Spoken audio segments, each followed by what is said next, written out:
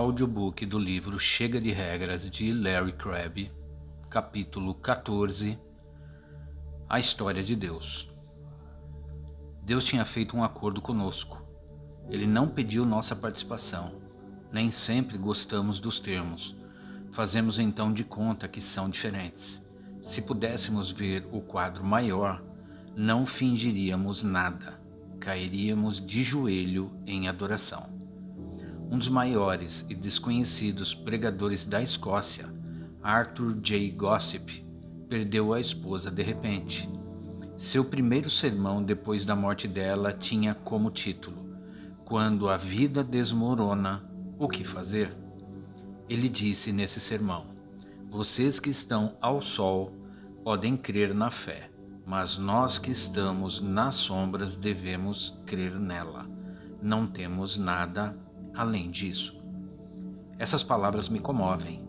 Pergunto, no entanto, também exatamente no que devemos crer quando a vida desmorona.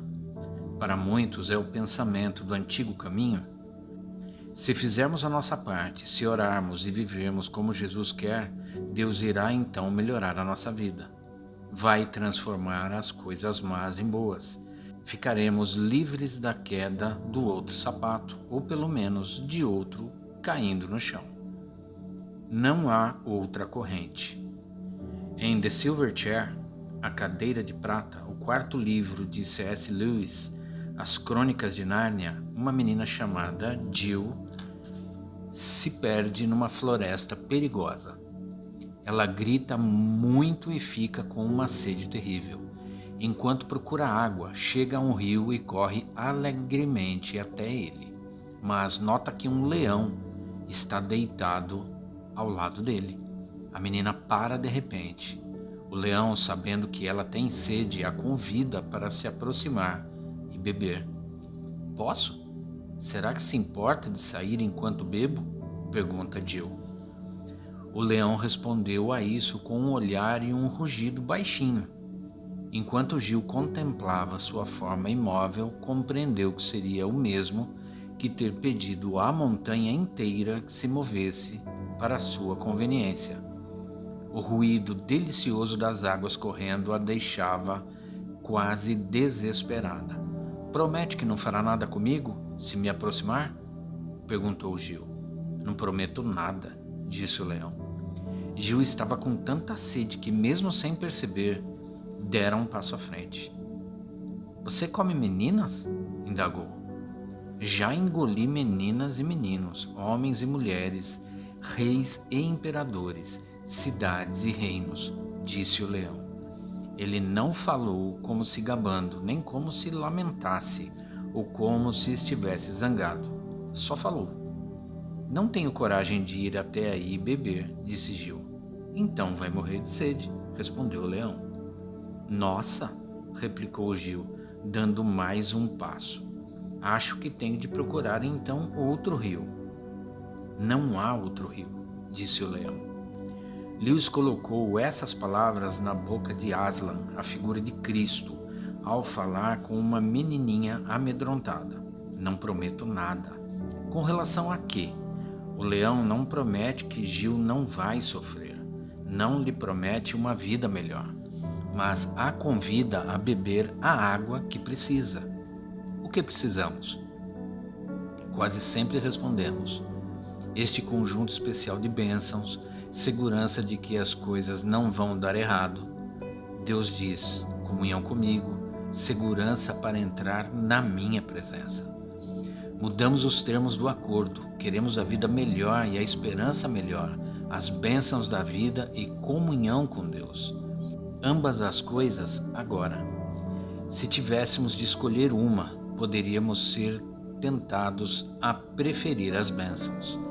Deus, tire meu filho das drogas, farei tudo o que disser. Quando o leão não se move e quando se recusa a garantir passagem segura ao rio de água viva, procuramos outro rio e calculamos como chegar até ele. Não há outro, mas fingimos que há. Um homem cujo diagnóstico era de câncer inoperável ouviu a garantia do amigo: tudo vai dar certo. Acabei de colocar a sua situação na internet. Antes de a semana acabar, haverá 20.000 pessoas orando por você. Aproximar-se de Deus não é o objetivo principal. Alcançar a saúde é. E muitas orações são o meio. Poucas orações não terão efeito. Essa é a linearidade do antigo caminho.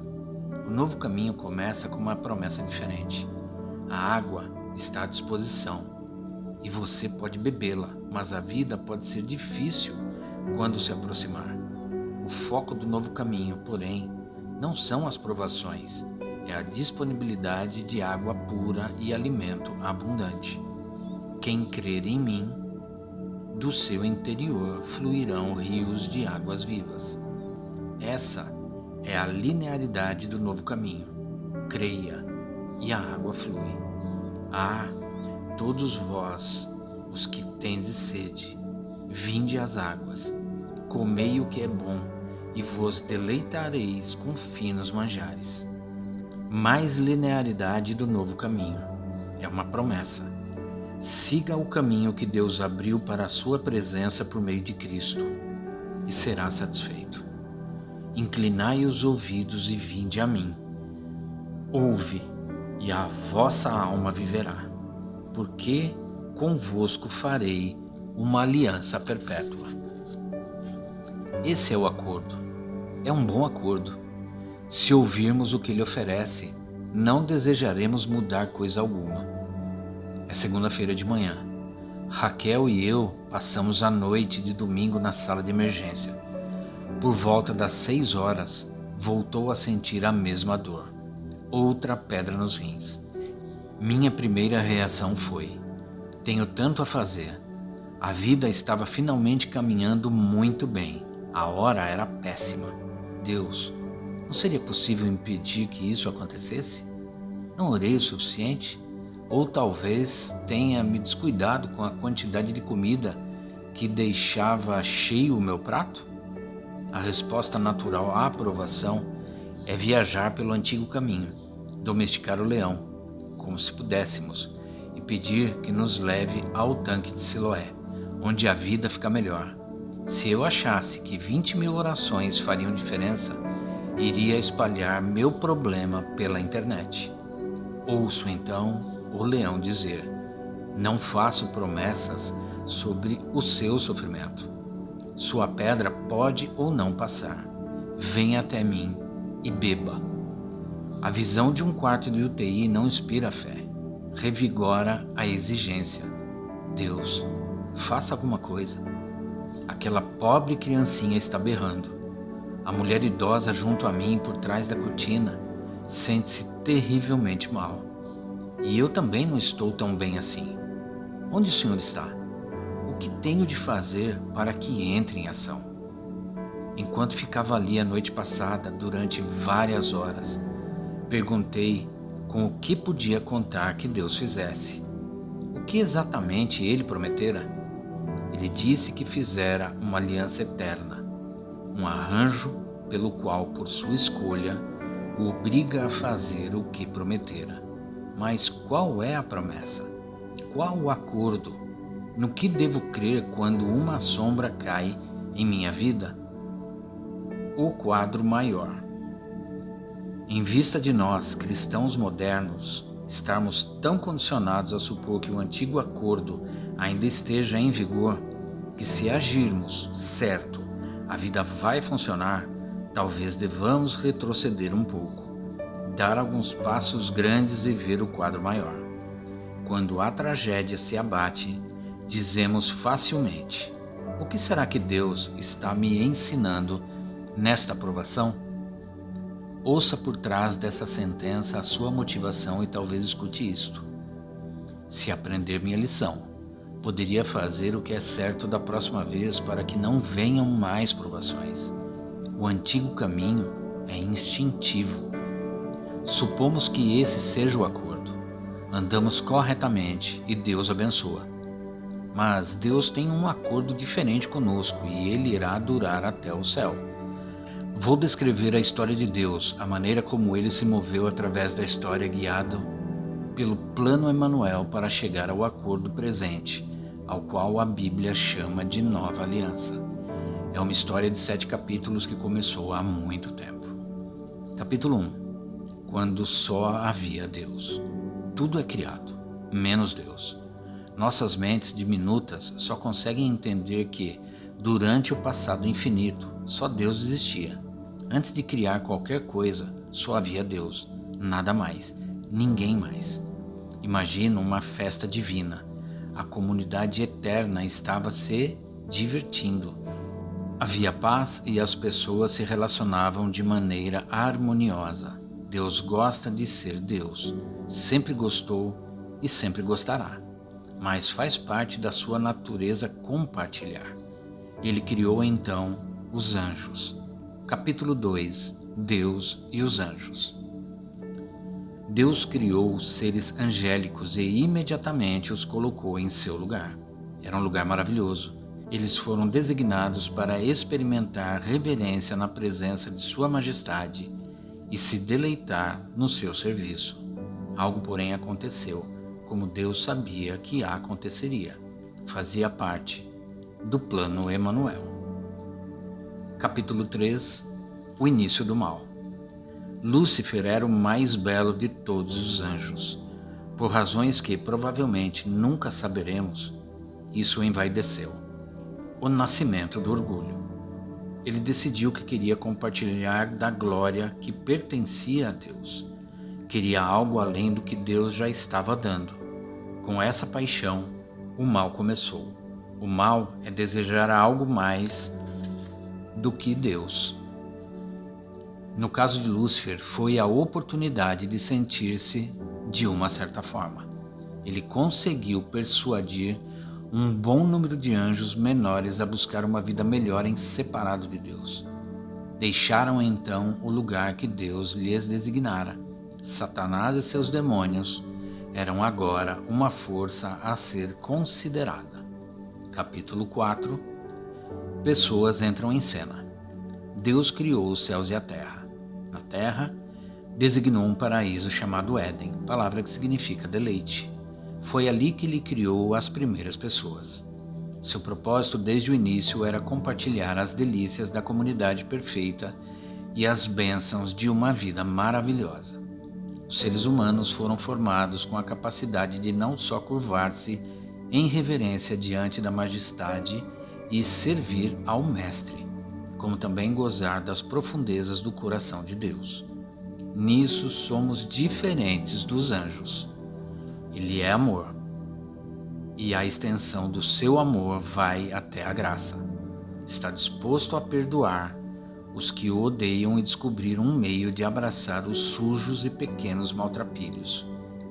Ele, na verdade, os ama, e nós somos eles.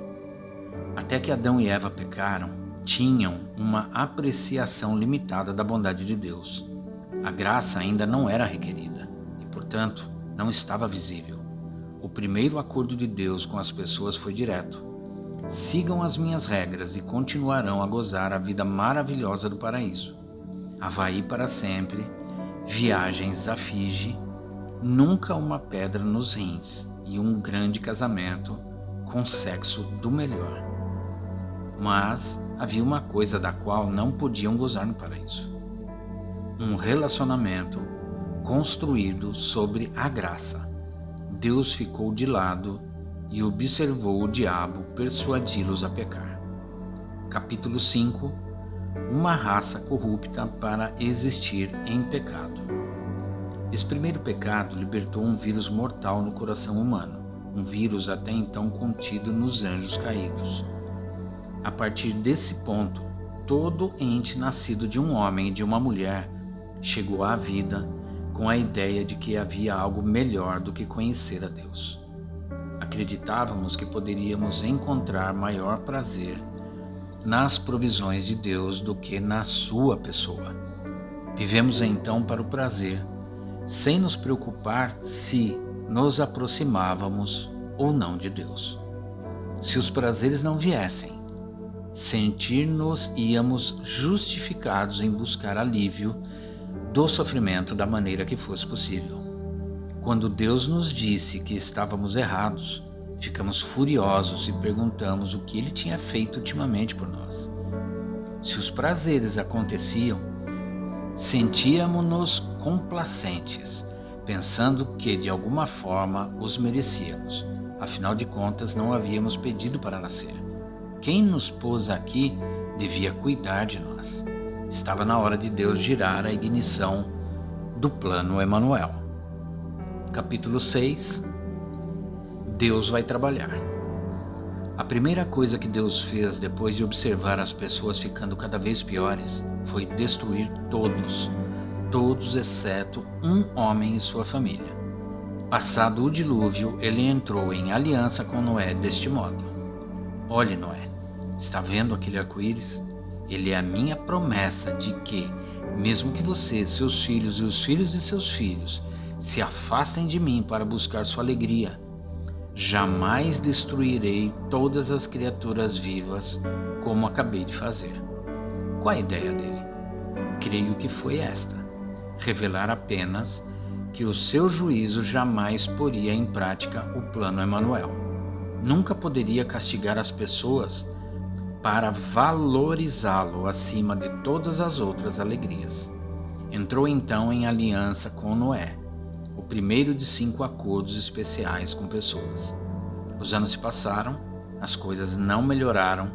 A próxima fase da agenda Emanuel foi introduzida, a aliança abraâmica. Ele apareceu a um homem e ordenou que partisse numa viagem. Siga-me, disse Deus, a um lugar que lhe mostrarei mais tarde. Tenho um plano, quero abençoar as pessoas por seu intermédio. Embora Abraão não soubesse disso, quando a viagem começou, o plano era para Deus colocá-lo num terrível apuro que só um milagre poderia resolver. Abraão, você vai ter um filho.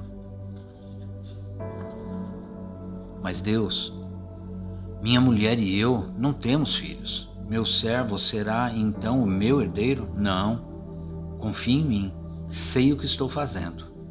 Deus fez então um trato. Ele instruiu Abraão para cortar alguns animais e pássaros em pedaços e dispô-los em 2 fileiras, formando um caminho no meio. O costume da época de fazer aliança era aquele que exigia de quem andasse pelo caminho fizesse a seguinte afirmação: corte-me em pedaços se não cumprir a minha palavra. Nessa ocasião, é surpreendente observar que Deus andou sozinho pelo caminho, como se dizendo: o plano Emanuel está avançando. Garanto o seu progresso até a execução final. Deus imaginou um povo que, pela fé, vivia nas trevas, um povo que se achegaria a ele, não importava o que acontecesse, por acreditar que ele era o seu maior tesouro.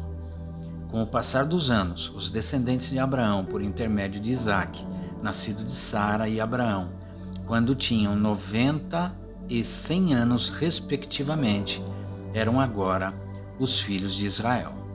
Deus os tirou do Egito, depois mandou que ficassem imóveis diante de um monte a fim de ouvir a fase seguinte do acordo, chamado hoje de Aliança Mosaica. As coisas vão ser assim. Pretendo ser o Deus de um povo que não desejará nada mais senão a mim.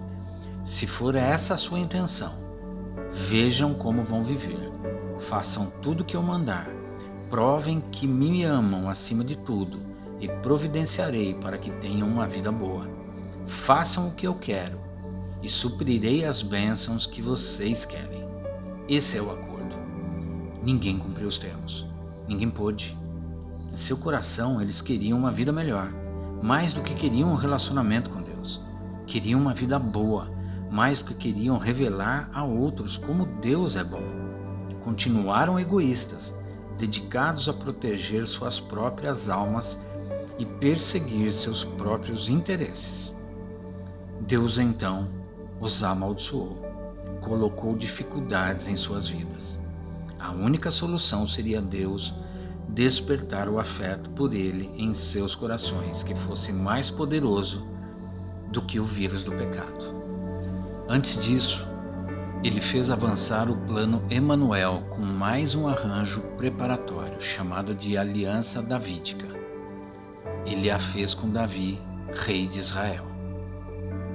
Davi, disse ele, vou estabelecer um trono no meio de meu povo e providenciar para que o meu homem o ocupe. Pretendo criar uma comunidade que dance de alegria ao redor do meu trono, em minha cidade, com o meu homem em pleno domínio. Você é uma figura desse homem. Seu trono durará para sempre. Cada uma dessas alianças avançou o plano Emanuel de certas maneiras que continuam hoje. O arco-íris de Noé continua ainda sobre nós. A terra não será destruída até que a nova raça seja removida. Como Abraão, somos agentes de bênçãos para este mundo, mas a nossa influência nunca depende de causas naturais. Ismael, filho de uma mulher jovem e fértil, foi expulso. Isaac, o filho de 2 velhos já distantes da idade de concepção de filhos, é o nosso modelo. Só quando o Espírito opera sobrenaturalmente por nosso intermédio é que o plano de Deus avança. A lei que veio através de Moisés está agora em nossos corações. O acordo de Deus com Israel, faça as coisas certas e a vida funcionará, foi abolido, mas a lei continua em pé. A diferença é que agora ansiamos pela santidade. Os requisitos da lei são agora a delícia de nossos corações, e nós obedecemos a fim de gozar comunhão com Deus e não para tornar nossa vida funcional. Essa é a diferença. É um novo caminho. O reino prometido a Davi está agora presente. Cristo já se encontra no trono e já reinamos com ele, embora não como será um dia. O estágio final do plano Emanuel na terra já foi instalado. Deus estabeleceu um novo acordo com seu povo. É a nova aliança, firmada no sangue de Jesus. A peça central deste novo arranjo é esta: temos agora acesso direto a Deus a qualquer tempo, em qualquer circunstância. A melhor esperança de acesso a Ele, que leva a um encontro cheio de alegria, ancorado na esperança com cada membro da Trindade, já se acha no lugar. Este novo arranjo é eterno. Vai continuar até a vinda do último capítulo desta história. Capítulo 7. Comunhão para sempre. À medida que o último capítulo se desenrola, não mais nos aproximaremos de Deus, estaremos com Ele para sempre. O plano Emanuel estará então completo e permanente. Deus será o nosso Deus e nós seremos o seu povo. Não será impossível, mas inconcebível pecar. O grito do nosso coração, dê-me apenas Jesus, será plenamente satisfeito. Nós o veremos, sem um momento de hesitação. Inclinar-nos-emos a seus pés e diremos: meu Senhor e meu Deus, Tu és o meu maior tesouro. Além de Ti, nada mais almejo. Quando a esperança melhor for conquistada e não houver possibilidade de valorizar as bênçãos acima do abençoador, Deus irá remover todos os obstáculos. O prodígio do Éden empalidecerá em comparação. Tudo dará certo, não porque façamos tudo certo, embora seja assim, mas tudo dará certo porque Jesus fez tudo certo e Deus agora nos dá todas as bênçãos que seu coração infinitamente generoso pode conceber. Sua presença e suas bênçãos. Isso é o céu. Estamos, porém, ainda no capítulo 6 da história de Deus. É um bom lugar onde estar, não importa o que aconteça, se vivemos no novo caminho do Espírito. O antigo caminho se foi, a pressão acabou. Quando nossos filhos se comportam mal, não precisamos pensar sobre o que fazer para ajudá-los a melhorar. Por mais estranho que pareça, isso não é só desnecessário, mas errado. Essa estratégia dá mais valor a nossos filhos do que a Deus. Podemos nos achegar a Deus e depois nos dirigirmos a eles com a paixão e a sabedoria do Espírito. Esse é um novo modo de viver. Está disponível para todos cujo supremo tesouro é Deus, que se curvam diante dele e não fazem exigências, que sabem que ele está sempre nos beneficiando, mesmo quando uma pedra se aloja num lugar difícil em nosso rim. Podemos rejeitar o velho caminho e viver no novo. Mas como? Continuo querendo que a pedra passe, talvez mais do que desejo a Deus. E se eu for francamente sincero, algumas vezes prefiro meus filhos sadios e felizes a conhecer melhor a Deus. Como viver no novo caminho? Essa é a questão que vou tratar a seguir.